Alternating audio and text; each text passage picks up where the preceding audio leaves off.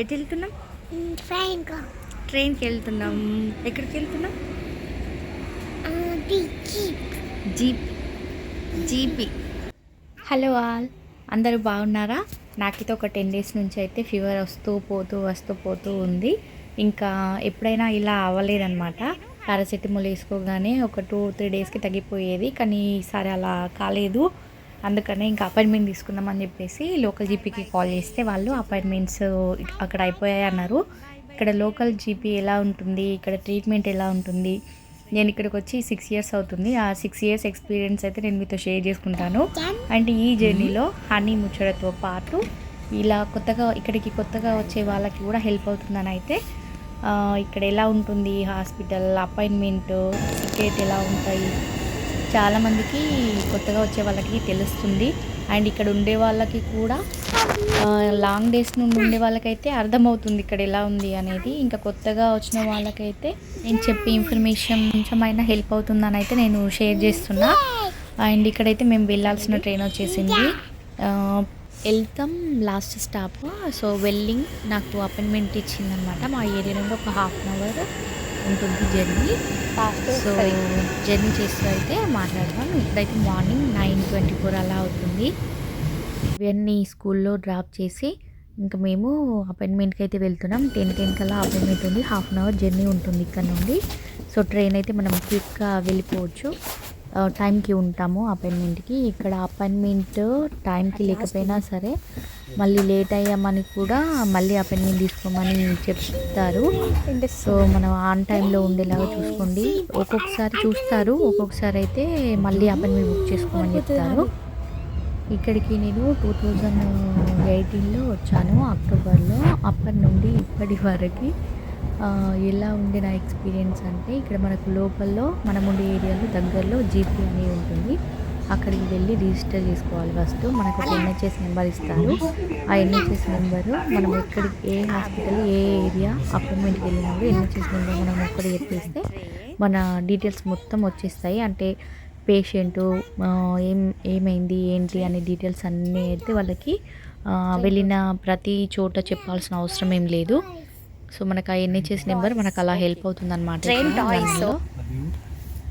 స్టార్టింగ్లో జీపీకి ఎప్పుడు కాల్ చేసినా కూడా అపాయింట్మెంట్ బుక్ చేసేవాళ్ళు. తర్వాత కరోనా వచ్చింది. కరోనా టైంలో అయితే ఎక్కువగా ఎమర్జెన్సీ కేసు, అంటే సివియర్గా ఉన్న కేసు మాత్రమే వాళ్ళు ఇచ్చేవాళ్ళు అనమాట అపాయింట్మెంట్. ఇంకా నార్మల్గా అయితే ఫోన్ కన్సల్టేషన్ ఉంటుండే, ఫోన్లోనే కాల్ చేసి అంటే ఫోన్ అపాయింట్మెంట్ తీసుకోవడం ఉంటుంది.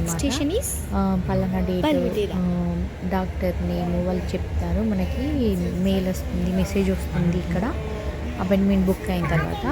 అలా కరోనా టైంలో ఆ 2-3 ఇయర్స్ కూడా అలానే అయిపోయింది. తర్వాత మళ్ళీ కొత్తగా రూల్ వచ్చిందనమాట. మళ్ళీ 8 o'clock మార్నింగ్ కాల్ చేస్తే అపాయింట్మెంట్ బుక్ చేయడం. ఇప్పుడు ఈ ప్రజెంట్ అయితే అదే ఉంది.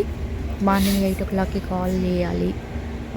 లేకపోతే మళ్ళీ 9 మనకు కొంచెం లేట్ అయినా సరే అపాయింట్మెంట్ మళ్ళీ నెక్స్ట్ డే చేయాల్సి వస్తుంది అనమాట, మార్నింగ్ 8కి. ఇంకా ఎమర్జెన్సీ అయితేనేమో ఇంకా హాస్పిటల్కి వెళ్ళిపోవటమే. ఇక్కడ ఈ జీపీ అనేది ఏంటంటే షార్ట్గా అనమాట. మనకి చిన్న ఏమైనా అయినా దగ్గరలో ఉండే ప్రాక్టీస్ అనమాట. లైక్ మనకి ఇండియాలో ఆర్ఎంపీ డాక్టర్ ఇట్లా అట్లా అనమాట. కొంచెం దగ్గర ఉంటుంది మనకి. అపాయింట్మెంట్ ఓకే పర్లేదు, నెక్స్ట్ డేకి అపాయింట్మెంట్ కావాలి పర్లేదు, ఒక 2-3 డేస్ వెయిట్ చేస్తామని అంటే మనం జీపీ దగ్గరికి వెళ్ళాలి. ఒకవేళ ఎమర్జెన్సీ మనం పెయిన్ తట్టుకోలేకపోతున్నాం, ఫీవర్ సివియర్గా ఉంది, ఇన్ఫెక్షన్స్ కానీ సడన్ పెయిన్స్ కానీ ఇలాంటివి వస్తే మాత్రం హాస్పిటల్కి వెళ్ళిపోవాలి వెంటనే. అక్కడ మనకి ఎమర్జెన్సీ డిపార్ట్మెంట్ ఉంటుంది.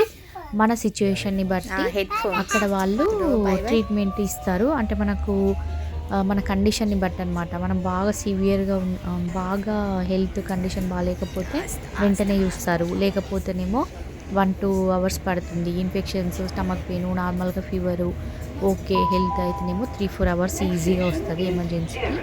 అపాయింట్మెంట్ తీసుకొని వెళ్తే ఏమవుతుందంటే మనకు అపాయింట్మెంట్ లెటర్ ఇస్తారు. మన ఫోన్కి మెసేజ్ కానీ మెయిల్ కానీ వస్తుంది. అపాయింట్మెంట్ లెటర్ అయితే మనకు అందులో టైం మెన్షన్ చేసి ఉంటుంది. సో మన టైం వరకు ఒక 10 minutes ముందు మనం వెళ్ళిపోతే హాస్పిటల్కి ట్రీట్మెంట్ అనేది త్వరగా ఇంటికి వచ్చేయచ్చు. వర్క్కి కూడా వెళ్ళే వాళ్ళు వెళ్ళొచ్చు అనమాట. మన పని మనం చేసుకోవచ్చు తర్వాత. సో ఇక్కడ అయితే ఈ అపాయింట్మెంట్ అయితే మన ఇండియాలో అయితేనే బెటర్ అనే ఫీలింగ్ వచ్చింది నాకు ఇప్పటి వరకు అయితే, నా ఎక్స్పీరియన్స్తో చెప్తున్నా. ఎందుకంటే ట్రీట్మెంట్ కోసం ఎమర్జెన్సీకి వెళ్తే మాత్రం చాలా 4-5 అవర్స్ పడుతుంది.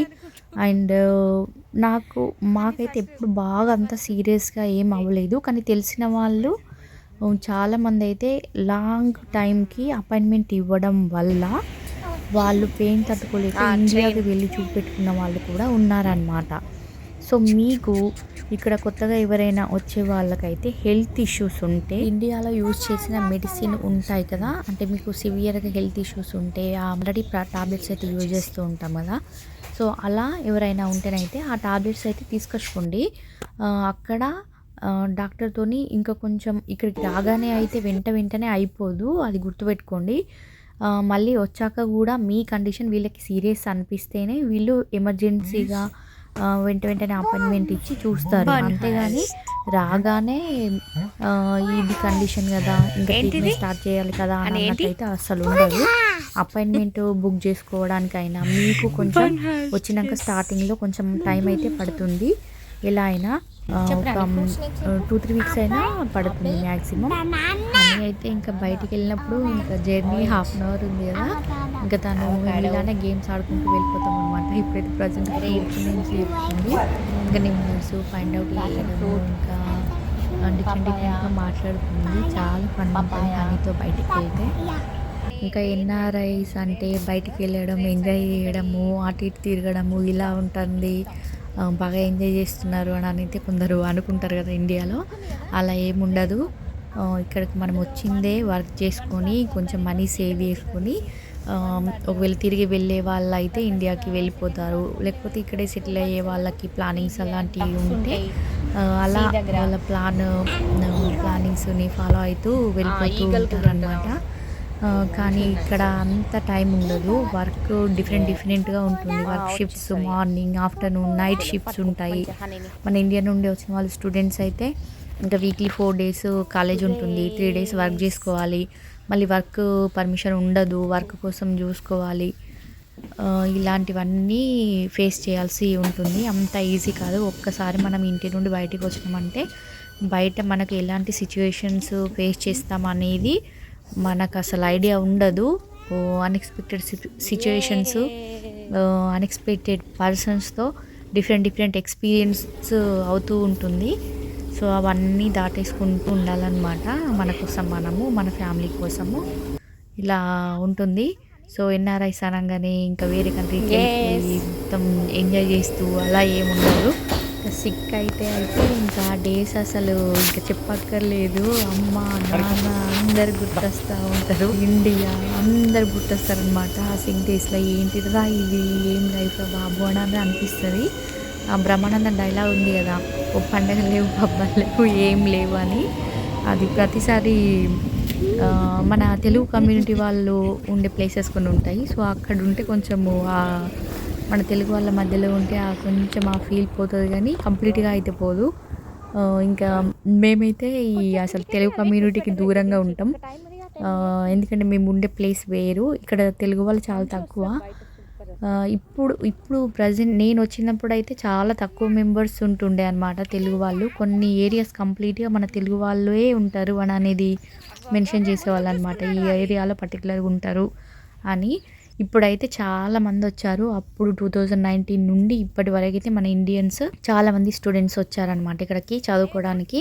అండ్ డిపెండెంట్ వీసాలో ఉంది, PSW ఉంది, ఇంకా మంచిగా ఉండే. సో మొన్న రీసెంట్గా ఇమిగ్రేషన్ రూల్స్లో అయితే అవన్నీ తీసేశారు. బాగా స్ట్రిక్ట్ అయింది. ఈ లాస్ట్ ఇయర్ నుండి ఈ ఇయర్ అయితే బాగా స్ట్రిక్ట్గా ఉంది. ఇంకా చాలామంది వెళ్ళిపోయారు. జాబ్స్ కూడా చాలామందికి దొరకక కూడా వెళ్ళిపోయిన వాళ్ళు ఉన్నారు. ఇంకా ముందు వీడియోస్లో అయితే మీతో షేర్ చేసుకుంటాను. ఇక్కడైతే మా జీపీ ప్రాక్టీస్ అయితే వచ్చేసింది. ఇది వెల్లింగ్లోని జీపీ ప్రాక్టీస్ అనమాట. ఇక్కడ మా హనీని ఎంగేజ్ చేయడానికి పిల్లలకి బయటకు వస్తే ఇంకేముంటుంది, కలర్స్, నెంబర్స్, లెటర్స్ చదవడం. ఇలా హనీ అయితే చాలా బాగా కూర్చుంటుంది. మళ్ళీ ఎక్కడికి వెళ్ళినా కూడా ఫ్రెండ్స్ చేసుకుంటుంది ఆమె, మంచిగా మాట్లాడుతుంది. అక్కడ పక్కన ఇద్దరు ఉన్నారు, ఇంకా వాళ్ళతో మాట్లాడుతూ తను ఏమేమి మాట్లాడిందో వినండి. లండన్లో ఈ హెల్త్ డిపార్ట్మెంట్లో వర్క్ చేసే వాళ్ళు మన తెలుగు వాళ్ళు చాలామంది ఉన్నారు. ఇంకో విషయం ఏంటంటే జీపీకి మనం అపాయింట్మెంట్ బుక్ చేసుకుంటాం కదా, సో ఇప్పుడు ఒక వీక్లీ ఒక్కో డాక్టర్ వస్తారనమాట. ఇప్పుడు కిడ్స్కి చూసే వాళ్ళు కొందరు అయితే, మన అడల్ట్స్కి చూసే లోపల ఉంటారు డాక్టర్. డిఫరెంట్ ప్రాబ్లమ్స్ ఉంటాయి కదా, సో అది మనము ఆ డాక్టర్స్ ఎప్పుడైతే వస్తారో అప్పుడు మనకు అపాయింట్మెంట్ అనేది ఇస్తారు. సో ఒక అపాయింట్మెంట్ ఒకరికి ట్రీట్మెంట్ ఉంటుందండి. ఇక్కడ ఒకసారి ఏమైందంటే నాకు బాగా వింటర్ ఉండే అనమాట. సో మనకి ఇక్కడ ఏంటంటే ఫ్లూ ఎన్విరాన్మెంట్, మనము ఇంటి నుండి వేరే కంట్రీకి వచ్చిన తర్వాత మనకి సీజనల్ ఫ్లూ ఉంటుంది. సీజనల్ ఫ్లూ అనేవి వస్తూ ఉంటాయి. నాకు కూడా అలా ఒకటి వచ్చినుండే. సో వామిటింగ్స్ అలా అవ్వడము, కొంచెం డిఫరెంట్గా అనిపించింది అనమాట. డిజీ ఫీలింగ్ వస్తుండే, ఫ్లూ అలా ఎక్కువ కోల్డ్ సడన్గా అయ్యేసరికి అలా అయింది. ఇంక నేను అపాయింట్మెంట్ తీసుకున్నాను, వెయిట్ చేశాను అనమాట. అప్పటికే 2-3 days వెయిట్ చేశాను అపాయింట్మెంట్ కోసం. సో అపాయింట్మెంట్ ఇచ్చారు. వెళ్ళిన తర్వాత ఏమైందంటే, అక్కడికి వెళ్ళిన తర్వాత వామిటింగ్ అయిందనమాట. కరెక్ట్ టైంకి వెళ్ళాను, అపాయింట్మెంట్ టైంకి. వెళ్ళిన తర్వాత ఏమైంది, వామిటింగ్ వచ్చి నేను వాష్రూమ్లో ఉన్నాను. నేను ఒక్కదాన్ని వెళ్ళాను అప్పుడు అపాయింట్మెంట్కి, హాస్పిటల్కి. వెళ్తే ఏమైంది, హెల్త్ సెంటర్ అనమాట అది. అక్కడ నా నేమ్ పిలిచారు. తర్వాత మళ్ళీ వేరే పేషెంట్ వెళ్ళారనమాట. వెళ్ళిన తర్వాత నేను వచ్చానండి ఆన్ టైంకే, బట్ నేను వాష్రూమ్కి వెళ్ళిపోయాను వామిటింగ్ రావటం వల్ల అని చెప్పాక, మీరు మళ్ళీ అపాయింట్మెంట్ బుక్ చేసుకోమని చెప్పారు. అప్పుడు నాకు ఎంత కోపం వచ్చిందంటే, ఇంకా మనం చేసేది ఏముంటుంది, మనం ఏం అనలేము ఒకటి. సో ఇంకా మనం ఇప్పుడు వాళ్ళు పిలిచే టైంకి మనం లేం కాబట్టి, ఇంకా అది ఏదో మన మిస్టేక్ లాగా అట్లా అనిపించింది అనమాట. ఇంకా అస్సలు నచ్చలేదు నాకు. అన్ని హెల్త్ సెంటర్లో అలా అవుతుందని నేను చెప్పను, కానీ నాకు ఒక బ్యాడ్ ఎక్స్పీరియన్స్ అనమాట అది. స్టార్టింగ్లో కోల్డ్ టాబ్లెట్స్ అయితే ఇప్పుడు మన దగ్గర పెట్టుకోవడం బెటర్. ఎమర్జెన్సీలో అయితే మనకి ఇంట్లో ఉన్నప్పుడు యూజ్ అవుతాయి. ఇక్కడైతే ఎక్కువ సివియర్గా ఉంటేనే మనకు యాంటీబయాటిక్స్, ఏమైనా ఇన్ఫెక్షన్స్ ఉంటే యాంటీబయాటిక్స్ ఇస్తారు, లేకపోతే పారాసిటమాల్తో తగ్గిపోతుంది.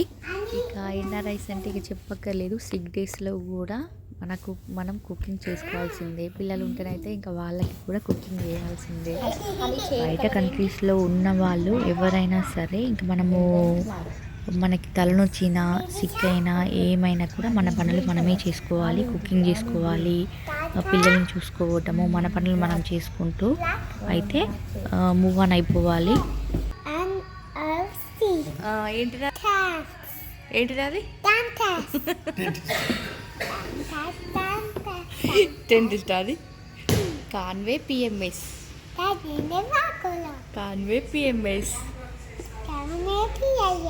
కూర్చోలే. ఎవరు కూర్చుంటే కొడతారు నిన్ను? నో, ఏమన్నారు వాళ్ళు? అన్నారు.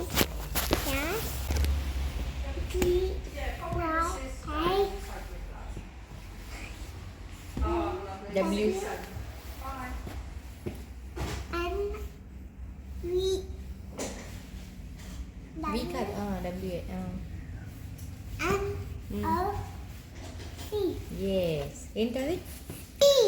డెంటిస్ట్ కాదు అది. డెంటిస్ట్ కాదు.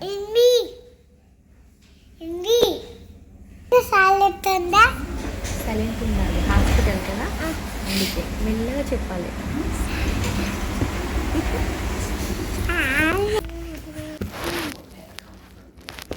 ఈరోజైతే హనీకి నాకు అయితే అపాయింట్మెంట్ బుక్ చేసాము. ఇంకా చెకప్ చేయించుకొని ఒకవేళ ఇన్ఫెక్షన్ ఏమైనా అయితే హాస్పిటల్కి రిఫర్ చేస్తారు.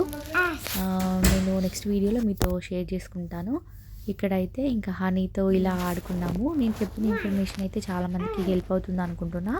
ఎందుకంటే ఇక్కడికి వచ్చే ముందే మనకి హెల్త్, ఈ ట్రీట్మెంట్, అపాయింట్మెంట్ ఎలా ఉంటుంది ఇక్కడ లండన్లో అనేది అయితే కొంతవరకు అయినా తెలుస్తుంది. చెప్పు. మీలో ఎవరైనా ఫస్ట్ టైం కనుక మన ఛానల్ని చూస్తున్నట్టయితే సబ్స్క్రైబ్ చేసుకోండి. వీడియోస్ నచ్చితే లైక్ చేయడం, కమెంట్ చేయడం మర్చిపోవద్దు. అండ్ పక్కనే ఉన్న బెల్ గంటను కూడా కొట్టేయండి. అప్పుడు నేను వీడియోస్ పోస్ట్ చేస్తే నోటిఫికేషన్ వస్తుంది. థ్యాంక్ యూ అండి, చాలా బాగా సపోర్ట్ చేస్తున్నారు. నేను కంటిన్యూగా వీడియోస్ పెట్టడానికైతే ట్రై చేస్తుంటాను.